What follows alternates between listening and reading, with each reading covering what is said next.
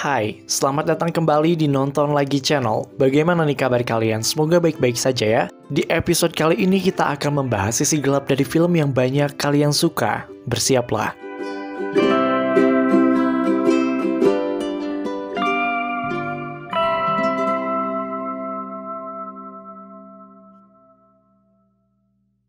Despicable Me adalah salah satu film animasi 3D terbaik sepanjang masa yang mendapatkan banyak review positif dari halayak maupun kritikus. Tak heran jika film ini mendapatkan keuntungan yang sangat fantastis, yaitu mencapai 543 juta dolar dengan budget yang dikeluarkan kurang dari 70 juta dolar. Film yang diproduksi oleh Illumination Entertainment ini dirilis pada tahun 2010 dan menampilkan sosok tokoh penjahat bernama Gru. Gru tidak sendirian, ia ditemani oleh makhluk kuning kecil menggemaskan yang disebut dengan Minions. Hello. Kehadiran para Minion ini mungkin menjadi salah satu daya tarik tersendiri bagi penonton karena tingkah laku mereka yang konyol dan lucu. Rasa antusiasme penonton yang sangat tinggi akan kehadiran Minion ini membuat Illumination dengan Universal Pictures tidak berpikir dua kali untuk menyajikan spin-off dari Despicable Me dengan judul Minions. Sedikit ngasih info aja nih guys, sutradara film Minions yang dirilis pada tahun 2015 ini yaitu Pierre Coffin ternyata putra dari penulis sastra Indonesia yang terkenal loh, yaitu N.H. Dini. Saat itu N.H. Dini yang berdarah Jawa menikah di Jepang pada tahun 1960 dengan seorang diploma Prancis. Dari pernikahan inilah N.H. Dini dikaruniai dua orang anak, salah satunya adalah Pierre Coffin. Maka tidak heran jika dalam film ini terdapat salah satu scene yang memperlihatkan Minions mengatakan bahasa Indonesia. Tapi terlepas dari semua itu, kalian harus tahu bahwa karakter seterkenal Minions pasti diselumuti oleh berbagai macam teori. Tidak kalah gelap dari teori Disney Pixar, teori yang mengelilingi Minions ini mungkin bisa merubah pandangan kamu terhadap makhluk kuning kecil lucu yang menggemaskan ini. Mulai dari studio yang memproduksi film ini yaitu Illumination, kenapa namanya harus ada Illuminati-nya gitu ya, sampai kemungkinan adanya alasan mengapa Minions sepanjang hidupnya harus menggunakan kacamata. So, untuk mengetahui teori apa saja yang membuat Minions nampak mengerikan, stay tune terus di Nonton Lagi Channel dan tonton video ini sampai akhir. Dukung channel kami supaya terus berkembang dengan menekan tombol like, share, dan komen, tekan tombol subscribe, dan aktifkan notifikasi loncengnya supaya kalian tidak pernah ketinggalan informasi dan konspirasi film dari kami. Oke, ini dia teori gelap film lainnya, episode Despicable Me Minions.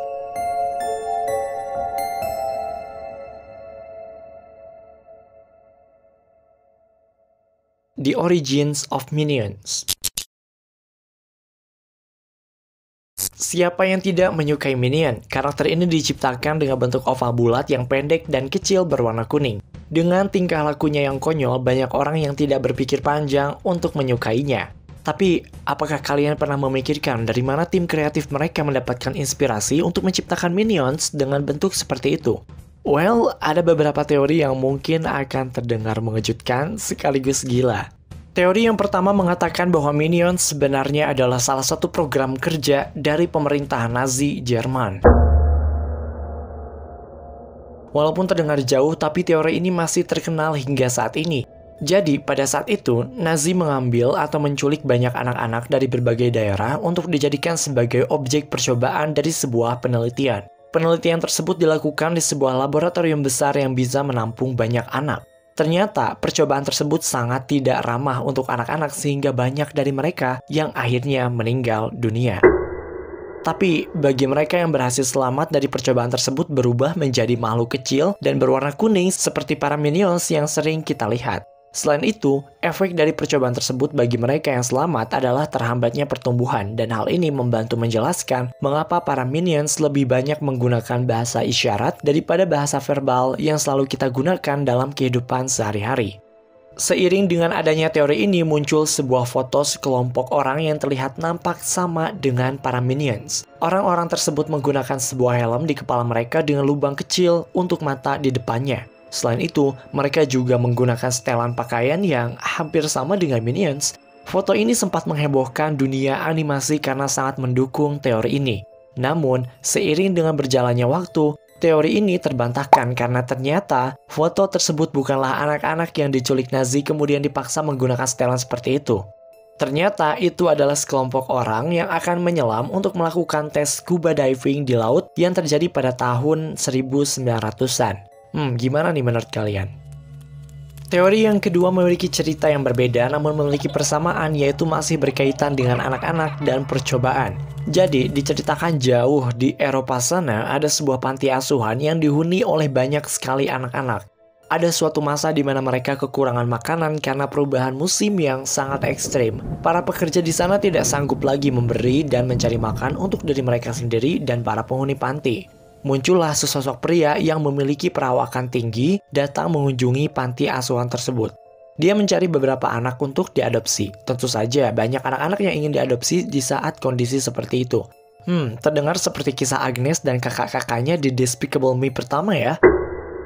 Akhirnya pria tersebut memilih 10 anak untuk dibawa ke rumahnya. Alih-alih mendapatkan perlakuan pantas bagi anak-anak, mereka malah dijadikan sebagai objek percobaan di sebuah laboratorium di rumah pria tersebut. Percobaan tersebut membuat mereka nampak kecil dan berwarna kuning seperti para minions, namun dalam versi yang mengerikan. Mungkin kedua kisah inilah yang menginspirasi sutradaranya untuk menciptakan karakter yang kita sebut sebagai minions. Bagaimana menurut kalian? Apakah kalian percaya dengan kedua teori ini? Komen di bawah.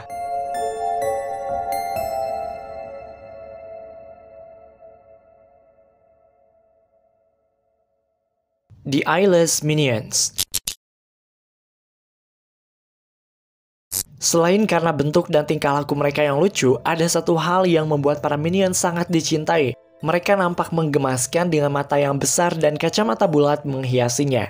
Tapi, apakah kacamata itu hanya untuk dijadikan sebagai hiasan? Well, banyak fan teoris memiliki pandangan yang berbeda. Kacamata tersebut sebenarnya digunakan untuk menahan mata mereka supaya tidak terjatuh. Ya, terdengar sangat menyeramkan, tapi fan teoris memiliki alasan yang cukup masuk akal.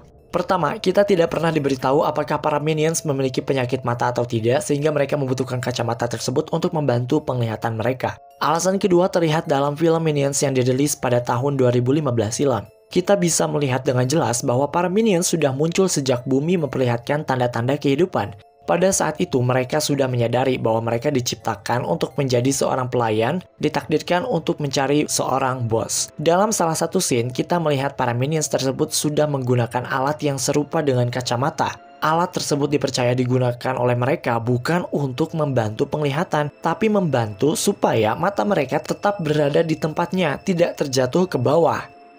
Bayangkan suatu masa di mana para minions tersebut belum menemukan kacamata. Mungkin kita bisa melihat mereka berjalan dengan lubang mata yang kosong.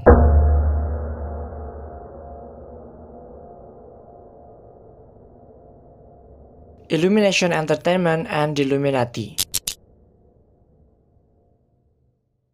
Teori ini mengatakan bahwa film Despicable Me merupakan sebuah metafora untuk tatanan dunia baru atau The New World Order. Teori ini muncul dalam sebuah forum digital atau website milik David Icke. Jika kalian adalah seseorang yang lekat dengan teori konspirasi, tentu kalian pasti tidak asing dengan pria satu ini.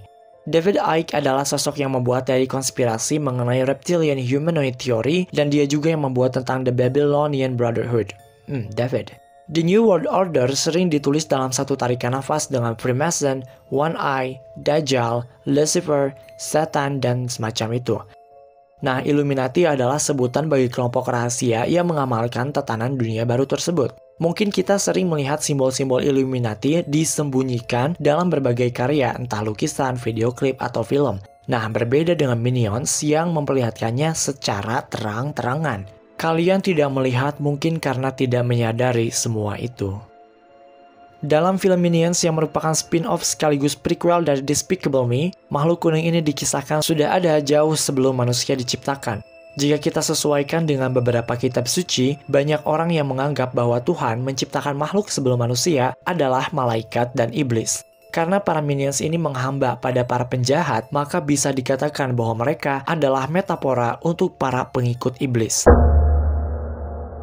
Selain itu, apakah kalian tahu bahwa kata minion memiliki arti antek, pelayan, atau kaki tangan? Dan kita bisa melihat bahwa hakikat minion adalah menjadi pelayan untuk manusia-manusia terjahat di muka bumi.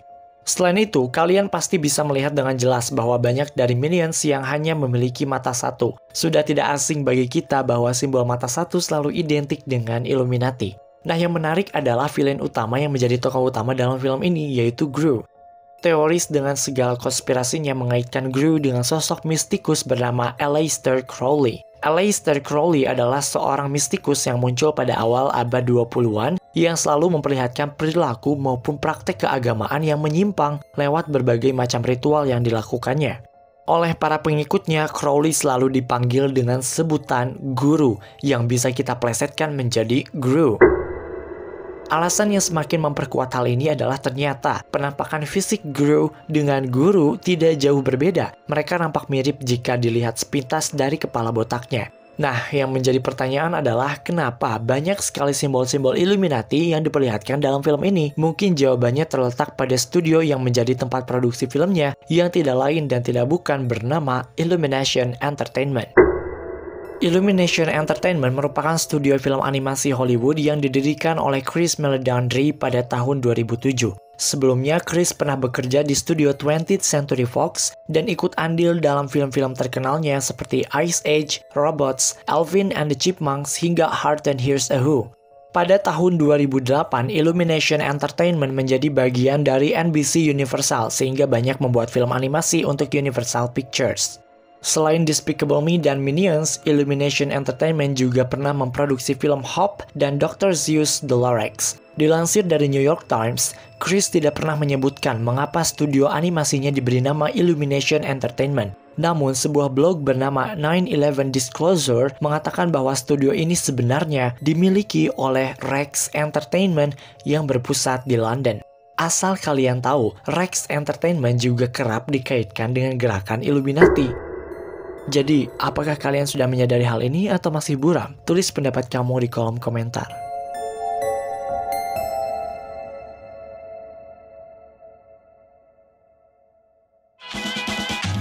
Oke guys, itu dia teori-teori gelap dalam film Despicable Me Minions. Teori mana yang paling menakutkan? Atau tidak menakutkan sama sekali?